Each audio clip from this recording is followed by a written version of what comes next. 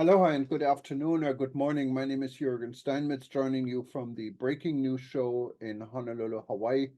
And we're connected today to Las Vegas, Nevada, to Professor Daniel Bubb, and he will give us a little bit more information who he is. And he's in Sin City. And actually, I don't know if you guys know, but here at eTobu News, our two assignment editor, Linda Hohenholz and Oleg, I know for 25 years, Russian name, I still cannot pronounce his last name. They're now based in Las Vegas, so it's actually a second hometown for eTurbo News. We even have an official address now in Las Vegas, so I feel like I'm talking to another home guy here. But if you listen to us anywhere in the world and you missed the beginning or part of this conversation, just stay tuned. We're going to repeat it. And otherwise, of course, you can always see us on our breakingnewsshow.com and read about it on eTurbo News. But welcome, Daniel. Tell us a little bit more who you are and what your affiliation is with the subject we're going to talk about. It's the 737 MAX. Good afternoon. Thank you for having me. I'm delighted to be here. I'm Dan Bubb. I'm an associate professor in residence in the Honors College at the University of Nevada, Las Vegas. I'm a former commercial pilot. I flew commercially for about 5 years. I've been a pilot for about 15 years. And I teach classes in the history of aviation, particularly commercial aviation and airports in the United States. And yeah, I'm just delighted to be here and talk about what's happening. No, thank you, and it's great to have you. And of course, we here at eTurbo News, and also at if you listen to us at aviation.travel, we have reported over the years extensively about the Boeing 737 MAX. And it all started with an incident, a deadly crash in Indonesia with Lion Air, I believe. And this was followed with another crash in Ethiopia with Star Alliance member Ethiopian Airlines.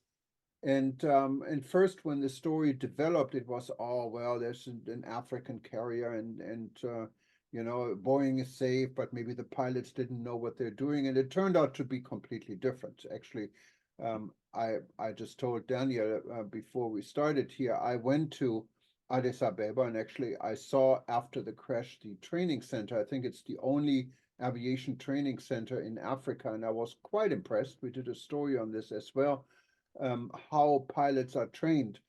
And they let me fly in one of these 737 simulators, and I crashed the plane after a few minutes, but that's probably expected.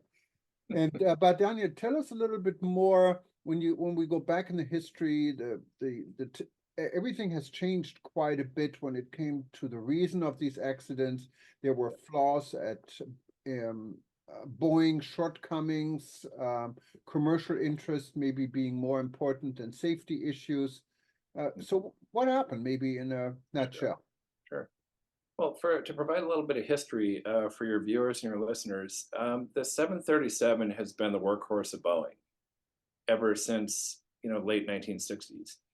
And what Boeing did over time, and of course this is commensurate with airline demand, is it basically stretched out the 737 so that it could add more seats, because it's more fuel efficient. It's a little smaller than the 757, which uses a lot more fuel.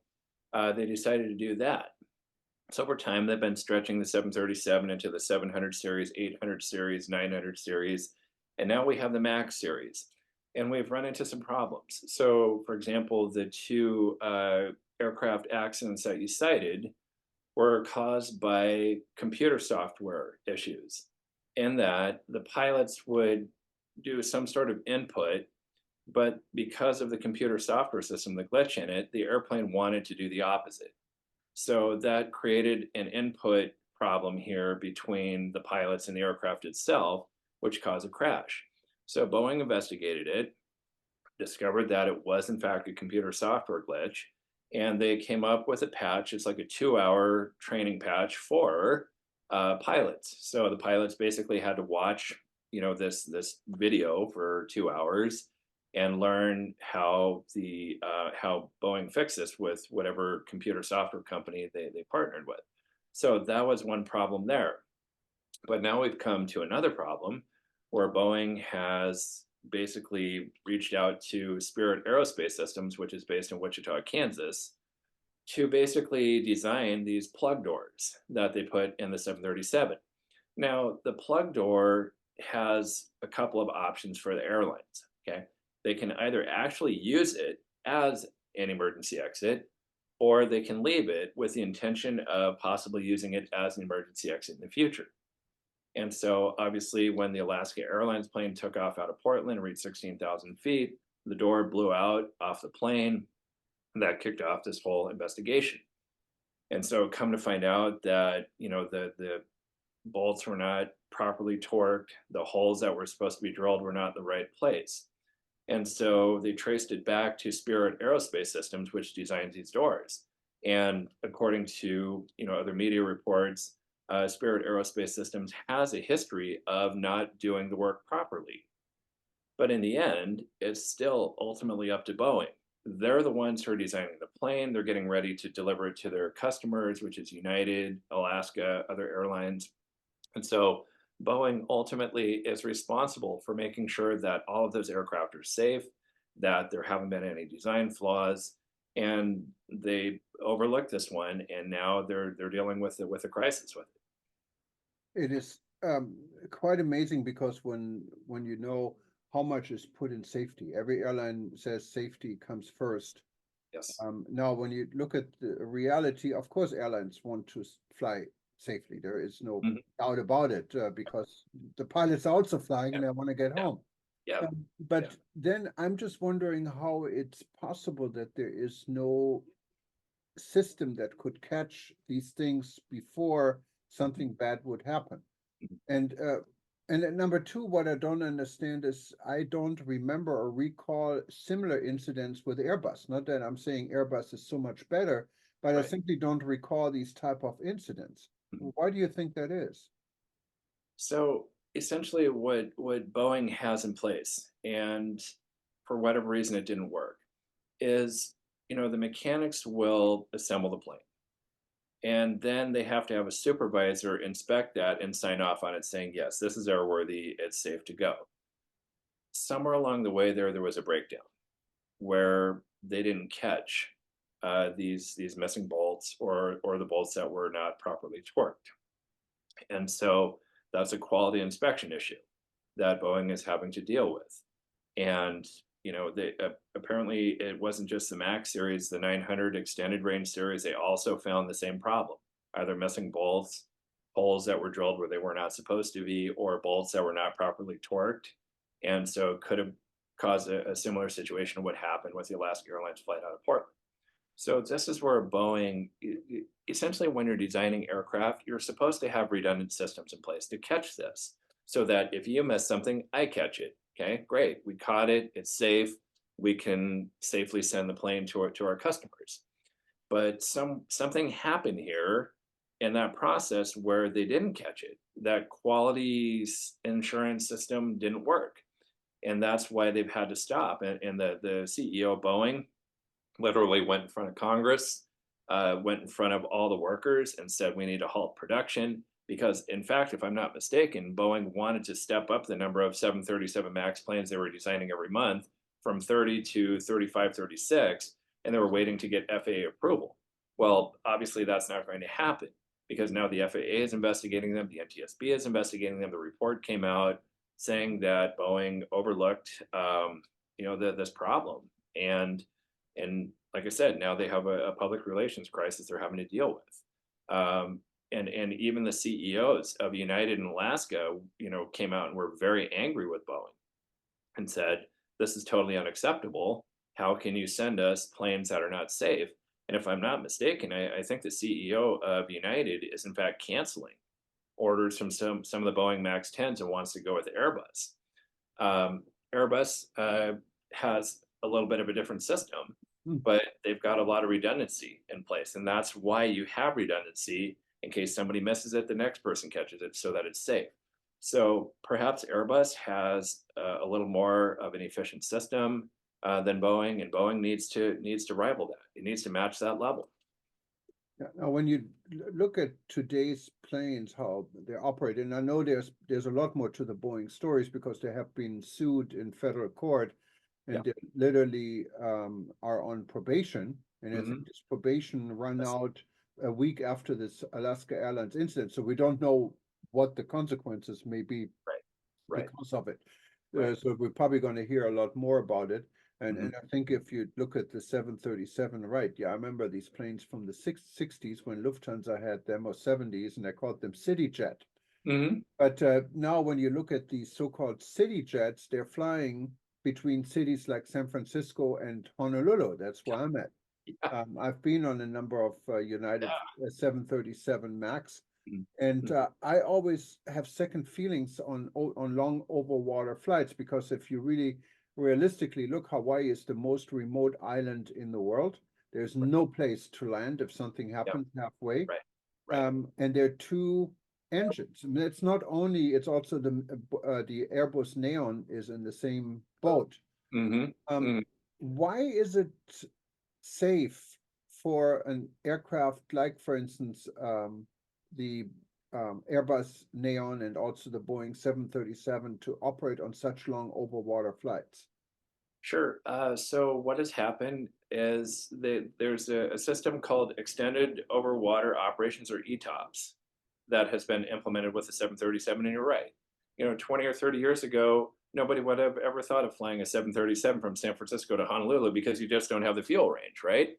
Right, But with the constant expansion of, you know, redesigning the 737 to stretch it out, put, better engines on it, I think a number of factors are contributing to this. One is we do have advanced technology. We have better engines that are more fuel efficient, some that are more powerful that can safely function on a 737.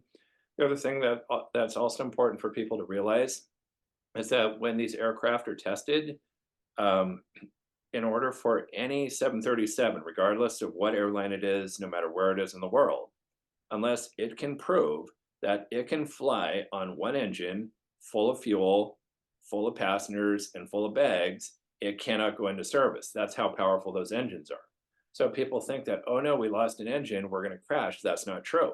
Those airplanes are actually certified to fly on one engine, and they can do it for a little while, as long as you have enough fuel and you can get enough fuel to the engine, you're fine. So, given the advanced technology that we have today, has allowed the 737 to be able to do these flights from San Francisco or Los Angeles to Honolulu. And then there's one point there where you have what's called the point of no return. And once you cross that point, you are now committed to going to Honolulu, to Kona, wherever it is. There's that particular point, and pilots have to report it as well. They have to report their altitude and their location. So there's always communication taking place in some shape or form. So basically, to answer your question, um, and thanks to advanced technology, we can now fly these planes longer distances. We're now flying them even transcontinentally from San Francisco to JFK or to Boston, right? Because we have these new engines, they're more efficient. We have these newer planes, but still, there are some people who fly quite a bit who wonder, well, why can't you fly the 757? The 757 is a great plane, and it can hold anywhere from 190 to 220 passengers. But the problem is, it's not real fuel efficient. So if they could redesign the 757, put some more, fuel efficient engines on there, we may see that come back and maybe leave the 737 to do the short haul flights. That's why Southwest Airlines has their motto is no more than 500 miles, right? 1 hour flights. That's what it's right. for. Except the Honolulu one, of course. Except on, yeah, except on Honolulu, right? Exactly. Yeah. Yeah. Yes. Yeah, when you also look really from a convenience, I know over the years I've been flying Honolulu to Los Angeles for the last 35 years. I live here in Hawaii, and I've seen the changes from the Mhm. Pan Am ages over United flying the 747 and the DC-10 from Continental at the time to Right. now down to the 737, and it's getting worse.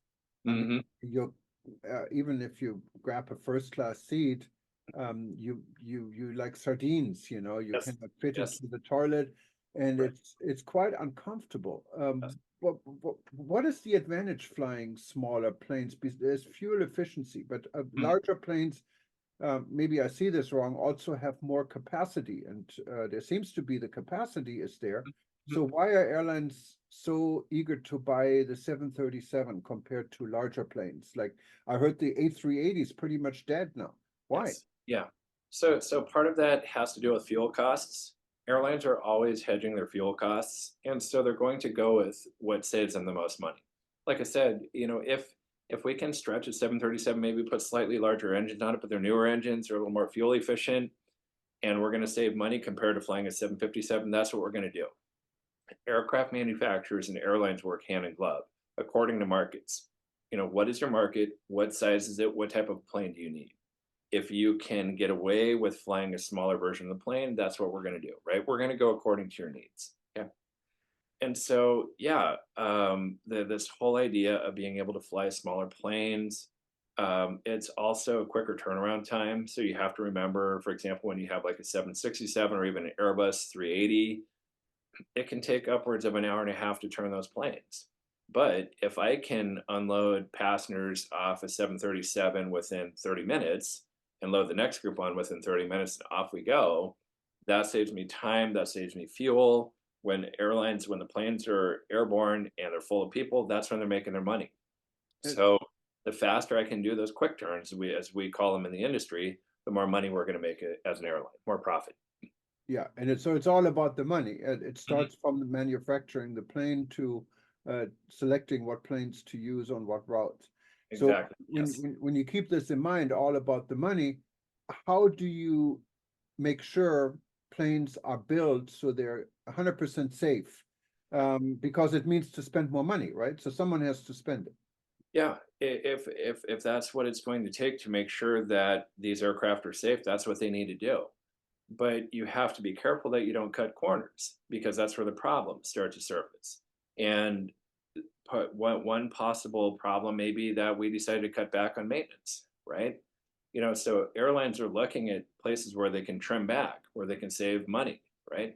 If that involves, so for example, in many planes, we used to have ovens in planes to heat up food for people sitting in first class. A lot of airlines got rid of those ovens because they're extra weight. Because again, they're so sensitive to fuel prices that anything that can be considered superfluous weight is going to be removed from the plane because we don't want to have to buy more fuel, burn more fuel. Also, being a little more environmentally friendly by not burning as much fuel as well, that is the incentive for the airlines to get rid of that superfluous stuff that's in their planes that just adds to more expense and more fuel.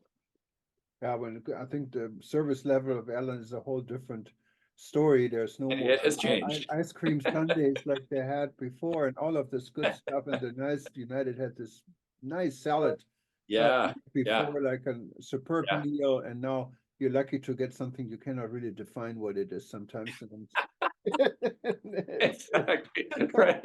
It's hard to identify what it is, right? yeah, and that's kind of sad because it is specifically if airline want to collect higher airfares, and of course, if everyone goes on super bargain fares for $99, Hmm. it's a different story. But there are people out there they're willing to spend more money if they get the service. If they don't get the service, why spend the money?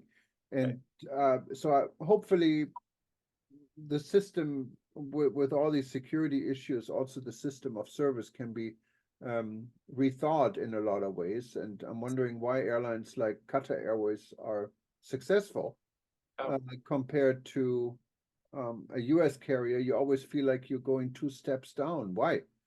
right. It's a different mindset, a different business model, and this is something that honestly I'm working on right now with a book. Actually, two books I'm working on right now with airports. So many airlines are not going to change their business models. They want to try to fit as many passengers in as they possibly can. So that model is not going to change very much. And so what does that do? As we were seeing, you have passengers who are stressed, who don't travel very frequently. You have passengers who expect more. They expect better service than what they're getting because they're paying more for a business class fare, more for a first class fare. And so what's happening is airports are going to have to pick up the slack. The analogy I like to use is imagine that you want to invite friends over to your house for dinner. Are you going to invite friends over to your house to sit on really cramped furniture where they're eating dinner with their elbows in their ribs, eating this and this and this? Or perhaps do you want them to be able to spread out to feel a little more comfortable while they're eating, right? So, how can we redesign our airports to make them more inviting?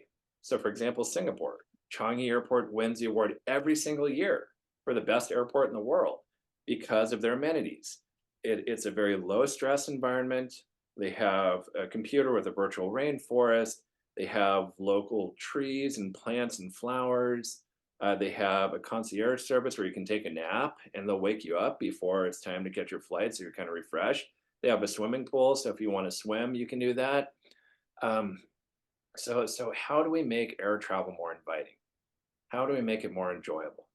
Where people are not stressed out, they're not being shouted at from security personnel, they're not being, cramped up like sardines in an airplane.